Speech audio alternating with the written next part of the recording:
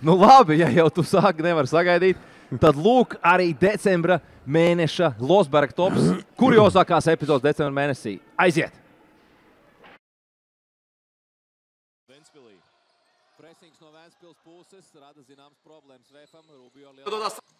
Labāk kreisā, labāk kreisā!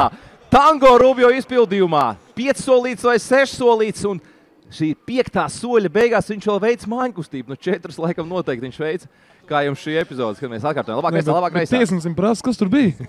Kurā vietā nostaigāts? Kur nostaigāts? 2. vietā Māris Ziediņš pārvēršās par traģisko Johnsonu. Vispirms ar muguru, kas nonāk pretiniekam kājās. Māris Ziediņš ir labs spēlētājs, var iemest antiem, bet šī piespēle kaut kas no traģiskā Johnsona. Un šeit pie pressing Māris Ziediņš vienkārši izmet bumbu ārpus laukuma. Bumba pretiniekiem. Māris Ziediņš 2 epizodes pēc kārtas. Traģiskais Johnsons. Trešā nominācija. Pierādījums, ka es arī varētu spēlēt Alders Latvijas basketbola līgā. Renāra Magoņas caurgājiens. Magones šādu metienu es arī varētu uzmest. Bet tev krampīja kājas araut. Pēc šitika agresīvu caurgājienu. Jā, varētu būt, jā. Es kā fizioterapeits arī nolasīju, kas tur īsti bija. 4. pozīcija.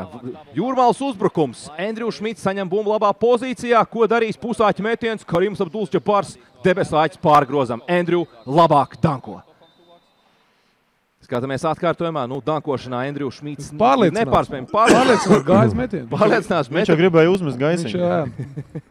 Ziediņš negaidīja. Pusmetu pārgrozām. Un šeit cīņas epizode Jēkabpils pret Vēnspili. Bumba te pie Jēkabpils, te pie Vēnspilniekiem. Beigās tā nonāk pie Vēnspilniekiem. Vēnspilnieki ir tik mankārīgi, ne tikai atņem bumbu pretiniekiem, bet arī kedu.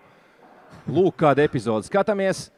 Jēkabpilieši paliek bez bumbas un Oskars Virsis bez labās botes, kuru pēc tam viņam atdod pretinieki.